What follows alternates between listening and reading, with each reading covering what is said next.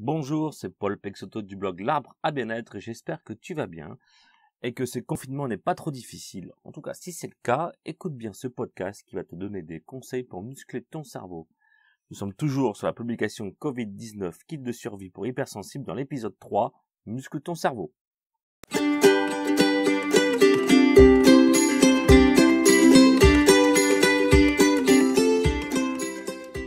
Comme nous l'avons vu dans le premier épisode de cette publication, la fin du confinement qui marquera le retour au travail, en tout cas si ce n'est pas encore le cas pour toi, risque d'apporter son lot de surprises en matière de conditions de travail.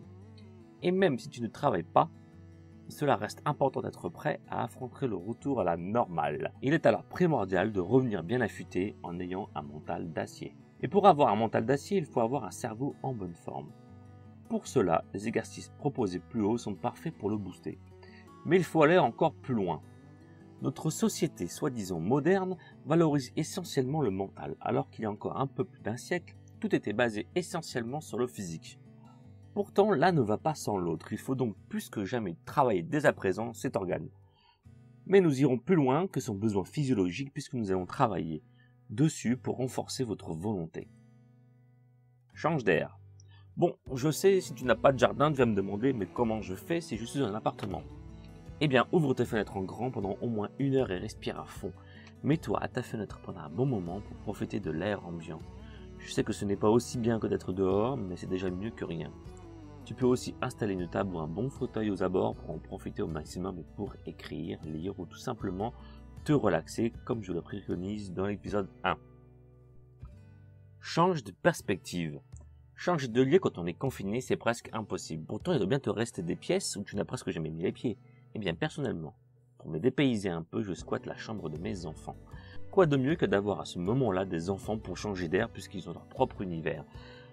Pars alors à la découverte de lieux inconnus ou presque dans ton logement et reste-y le temps de te vider la tête. Alors n'oublie pas de squatter la chambre de tes enfants si tu en as, sinon par défaut la niche du chien. Remets ton ego à sa place. C'est bien de renforcer sa volonté, mais attention à ne pas renforcer dans le même temps son ego. L'ego te sépare justement de ta nature profonde en t'identifiant comme un objet, ce qui est par conséquent une erreur fondamentale. De ce fait, il te fait prendre de mauvaises décisions et déforme la réalité de ta vie. D'où ce petit singe qui ressasse sans arrêt les mauvaises pensées.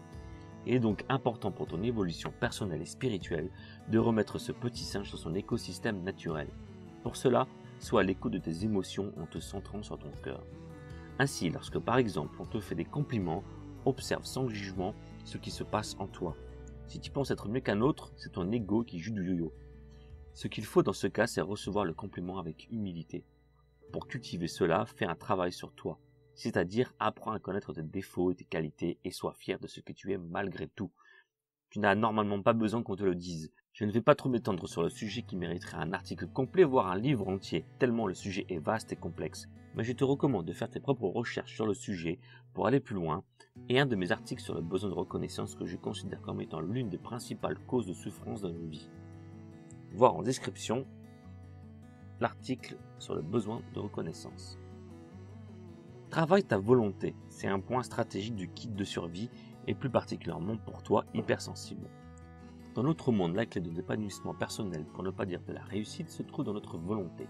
Si tu décides dès maintenant de suivre les conseils que je te donne dans cette publication, tu devras te donner un objectif et pour y arriver, il te faudra cet ingrédient essentiel de la volonté.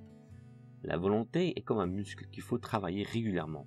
Si par exemple tu as décidé tous les jours de faire 7 minutes de sport, mais que tu trouves qu'à la longue c'est ennuyant, bien que tu aies conscience que ça te fait du bien, il te faudra une volonté de faire. Pour cela, ne t'attache pas à ce que te dit ton mental. Écoute ton cœur qui sait que ces exercices vont te faire du bien. Fais attention car il fera tout pour te convaincre en trouvant des excuses bidons comme combler tes désirs immédiats. C'est donc lors de cette lutte intérieure que tu devras choisir de prendre le contrôle de toi-même en puisant dans ta volonté. Tu te rendras compte alors que c'est uniquement toi qui possèdes le contrôle de ta vie et uniquement toi. Donc écoute ton cœur qui t'indiquera la pureté de tes intentions et tu sortiras grand vainqueur de cette lutte. Bien sûr, nous sommes des humains, nous avons donc le droit de flancher, donc sois indulgent envers toi-même. Je te conseille, tout comme dans le sport, d'y aller petit à petit en faisant des petites expériences. Pour aller plus loin, regarde dans la description un de mes articles. le contrôle et la maîtrise. Arrête de t'intoxiquer avec les pensées négatives. Notre cerveau est tel un ordinateur possédant des programmes qui tournent en boucle. Le problème est que ces programmes, pensées et valeurs de vie sont des énergies qui ont des répercussions plus ou moins néfastes pour notre santé. Il est donc important de savoir contrôler tout ça et pour cela nous pouvons déjà agir sur des choses simples de notre quotidien. Réduis ta consommation d'informations sur les médias et réduis ton utilisation des réseaux sociaux. Fixe-toi un moment de la journée où tu vas te donner 2 fois 30 minutes pour t'informer, pas plus. N'oublie pas de couper la sonnerie des notifications et surtout de ne pas les regarder. Pour aller plus loin, je te recommande mon article en description sur l'énergie et la loi d'attraction, le pouvoir du cœur. Nourris-toi de pensées positives. Maintenant que tu as pris la décision de réduire ta consommation d'informations négatives, il faut faire le plein de bonnes énergies et quoi de mieux que de s'inonder de beauté. Pour cela, contemple la beauté qui est partout autour de toi.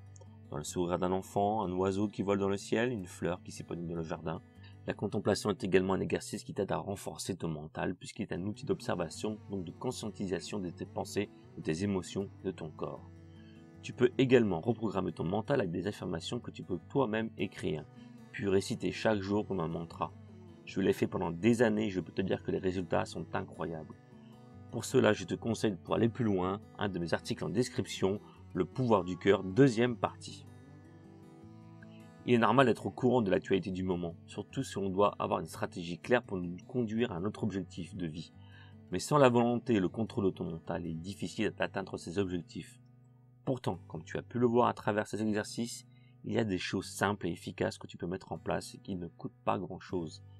C'est en appliquant tout cela mis bout à bout que tu arriveras à maîtriser ta vie. D'ailleurs, je te propose, pour aller plus loin, de lire cet article qui sera en description. Comment maîtriser sa vie? Cet épisode est maintenant terminé.